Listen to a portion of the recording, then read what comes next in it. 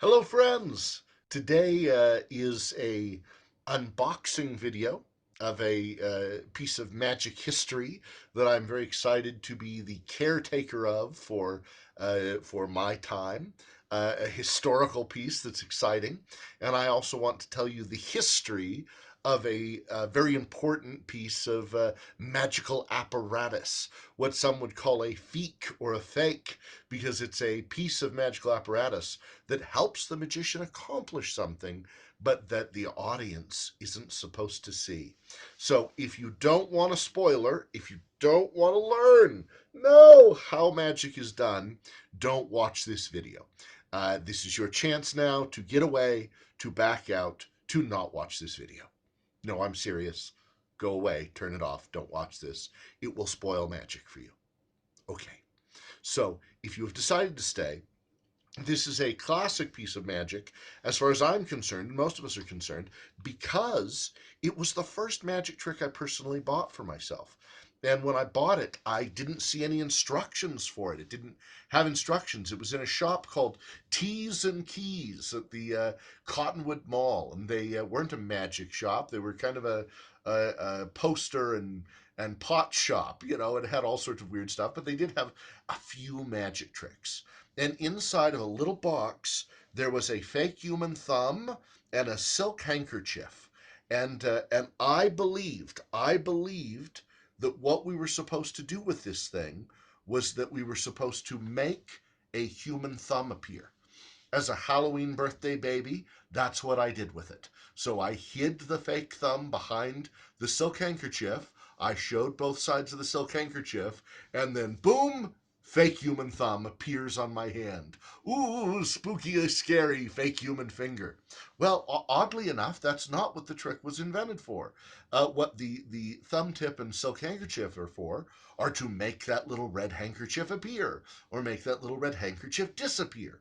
That's not the origin of the thumb tip, but that's what it's become popularly known for. And Penn and Teller have exposed it all over the internet, and other people have as well. I assumed that this piece of magic was ancient.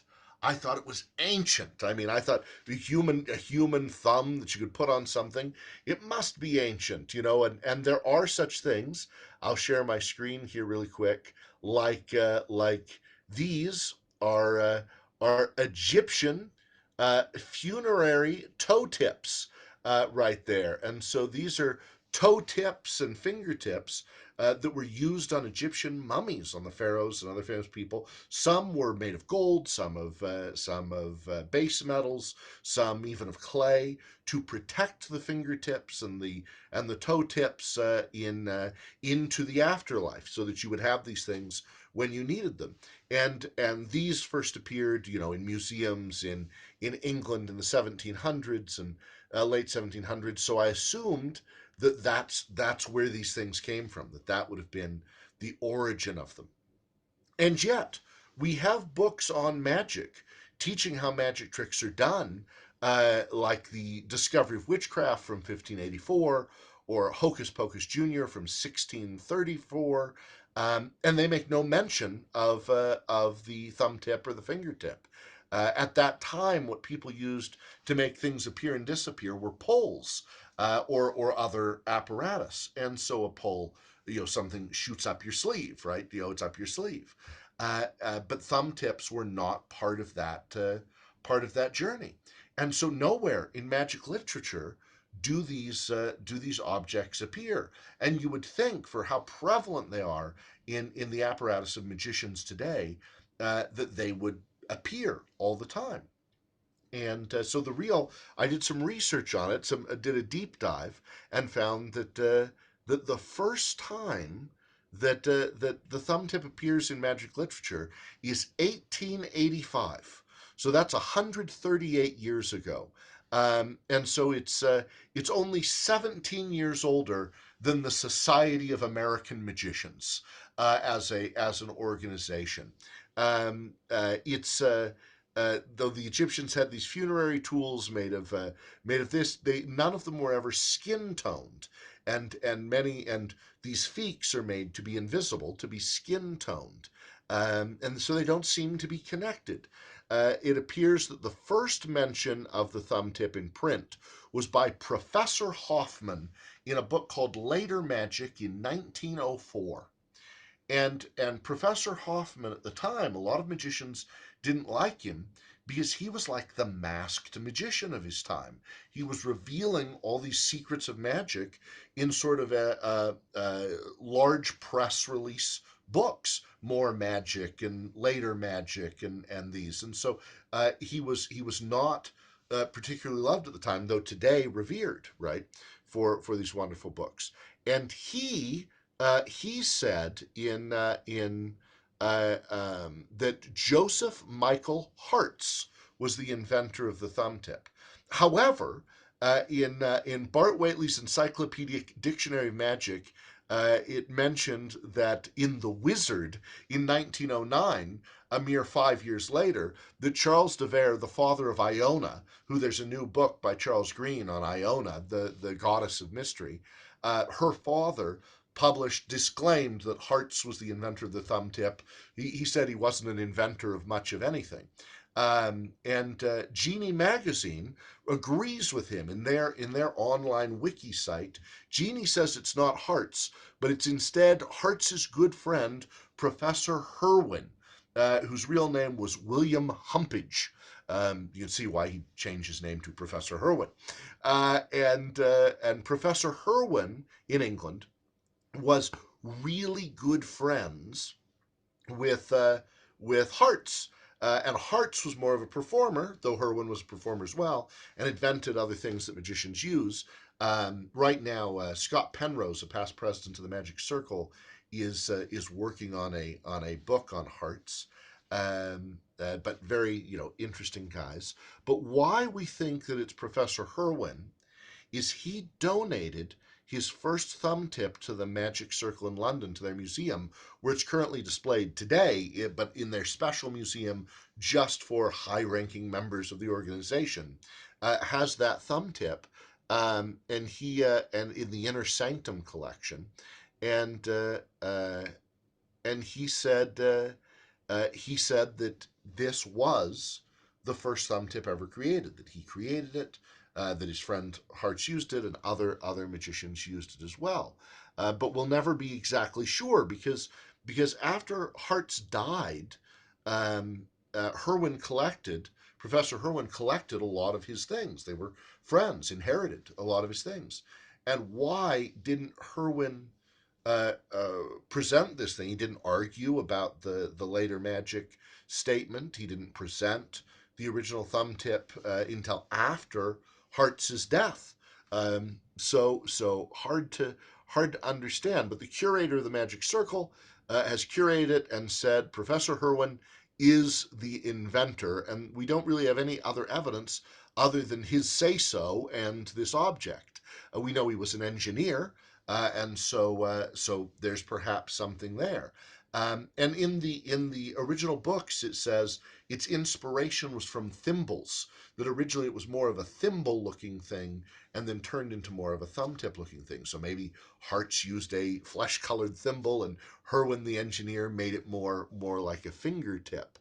Um, so uh, so in America, when this thing becomes really popular, so that was 1885, it was invented and then presented to the circle.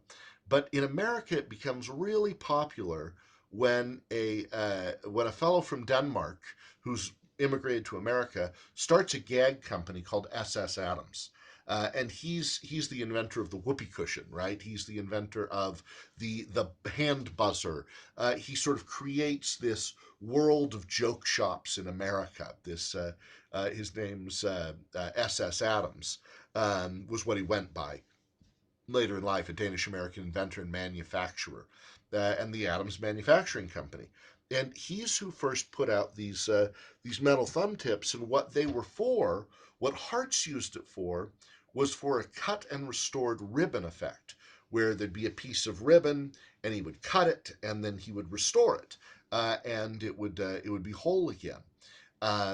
Or what others had used it for. Hartz also used it for doing a vanishing handkerchief using a pole. So he would have a full handkerchief, big, huge handkerchief, stuff it into a pull. It would shoot up his sleeve or into his jacket, and they'd have a thumb tip with just a little bit of handkerchief sticking out to make the audience believe he had the full handkerchief in there, and then he would vanish it, right? So an impossibly large scarf that couldn't have fit in that tip would vanish, but here's the proof it's still there, and now it's gone, right? So that's part of that. I was very inspired by Gary Darwin in Las Vegas, who was, had written multiple books on uses of the thumb tip. I have a Penguin lecture out that's all about how to do a full show just with thumb tips. And but the thumb tip became popular in America for its use as a device to borrow a lit cigarette from someone, and then you would shove the lit cigarette into your hand. Oh, this burning horrible thing, right? And you would wave your hand over the top, and it's gone, right? And then you could bring it back or make it vanish forever. Now most thumb tips are skin colored, but I like to show people that I'll use steel ones, perfectly steel ones, and if handled correctly, right? If handled correctly, you never, see the tip, right? You can do all this sort of motion. I don't know how it is on the screen. I've not worked with that angle. But with the flesh-colored ones, Gary Darwin would always say, "Hold it like Frankenstein, pointed at the audience, so you don't see that edge right there in the flesh-colored ones." Now, a lot of people now use vinyl ones instead of the metal ones, but with the vinyl ones, if you do the cigarette vanish, you have to put steel wool or something in there so it doesn't just melt right through it. Where these metal ones, it would put out those cigarettes. Well, now that cigarettes are less popular in America and around the world, and I'm very grateful for that. There's less use for the metal one, but it used to be a very casual, everyday carry object that I would use to give the message of please stop smoking, because I would take somebody's cigarette, make it vanish, and I would talk about how if you don't make these vanish from your life, you will vanish from our lives. Right? Didn't make a lot of friends with that. So, but these metal thumb tips started as a piece of metal, a round piece of metal, and it's light like aluminum, I think. And then they had to be crafted and created. And SS Adams Company made them in about 1,000 at a time in batches. And all of the metal ones that exist, every great magician owns one or owns multiples. But every one that exists was created by SS Adams on the same tools. And so there's an individual, I'll share a picture with you here. Thanks for staying with me. There's an individual by the name of Jay Leslie at House of Enchantment. And here he is with those tools, including one of the thumb tips with a little bit of silk scarf in there. And he showed me the image of this. Now, not the press itself there, or that's gripping onto it. I guess it's not a press, but just a clamp. But he talked about these tools and showed them to me, and we worked out together that he was going to sell them to me so I could be the caretaker of them for a time. And there were other famous magicians, more famous than me, who really wanted them. And I fought them for it. But in the end, he decided he'd give it to me as long as I promised to share the story of these tools and bring them to conventions and clubs from time to time, and talk about them where and when I go. So I'm now going to do the unboxing of what Jay sent me, and this is the first time my seeing it too. So here's the box. It was originally, they were owned by SS Adams. Then they were sold to Jim Swoger of House of Enchantment. And then House of Enchantment was sold to Jay Leslie, and this was one of the prizes of House of Enchantment Magic. Jay Leslie also made my inner outer box that I use there, and also made several props that I use. A square circle from Mark Wilson, and a paddle that I use, and just a wonderful builder of magic. But let's open this up and see what we have. These are the electrician scissors that I use for cut and restored rope. I like them because they just look like regular scissors, but they're made for cutting through thick metal wire, so they cut really well, and I use them for everything. I have a few different pairs of those. Okay, what do we have in here from the original collection? So, I mean, every famous magician you've ever heard of has these has the thumb tips, the painted thumb tips, unlike the one I'm showing you there. They came in a little paper box from SS Adams, just like this. Cigarette through handkerchief, it says on there. So you could take a handkerchief, take a lit cigarette from somebody, and go like you're pushing that lit cigarette into a silk or into a borrowed pocket handkerchief. Oh no, you're going to burn a hole through their handkerchief, and then show that the handkerchief is unharmed. It says a lit cigarette passes through a handkerchief and disappeared. Supplies in 2 sizes. This is the large size. So there are tools for both the large size and the small size. And originally it came with these instructions, right, that are folded up in there. Now there's no tip in there, but he sent me the box as part of the collection. Ooh, I'm getting excited. What else do we have? What else do we have? We have a magazine. There's a Mum magazine of James Swoger, who from House of Enchantment, who sold it to Jay Leslie, that I saw you photograph, that I shared you the photograph of. Oh, and we have some the Museum of Magic of James Swoger, and the Magic Follies of Tomorrow with James Swoger, and some photos of him. So keeping that heritage and legacy alive. This is from December 1983. Well, I would have been about 5 years old at that time. So, let's see, 78. Yeah. Let's see, paper, all sorts of paper. So the good stuff is here. The good stuff is here. Let's see what we have. Let's see what we have inherited as part of the heritage here. But since the original thumb tip is at the Magic Circle, and I just was recently elected to council of the Magic Circle, which is like the board of directors or the board of trustees in America.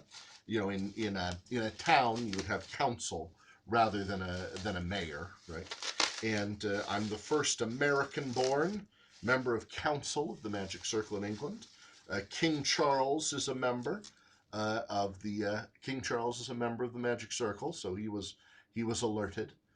So here's a little tool that I assume you would put that little thumb tip on or use to shape it. I'll see more, and I'll learn from Jay more. Let's open this up. Ooh, ooh, ooh, ooh. Ooh, ooh. I'm shaking. You know, it's funny. It's funny to somebody else, this would mean nothing. But to me, it means a ton. Okay, here is one of the tools right there used to form these thumb tips. So you'd grip that. And so, and Jay supplied one of the thumb tips with a silk scarf in. So it looks like that's the tool for that thumb tip. You can see right there that that's that. And so you would have, like I said, that silk scarf is beat up, but you would show the bit of silk scarf there, and then gone right there, and if it didn't have the silver tip on it. Very fun.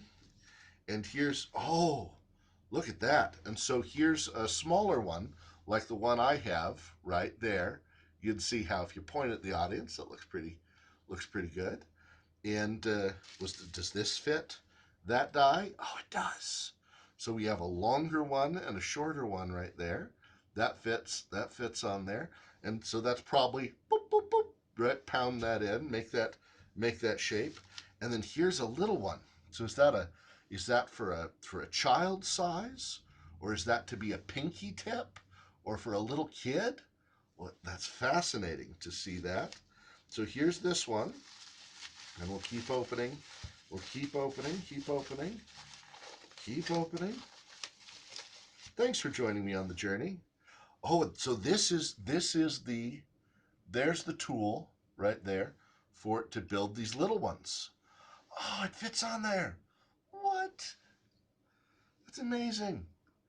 So that's the tool to make the little one right there. So neat.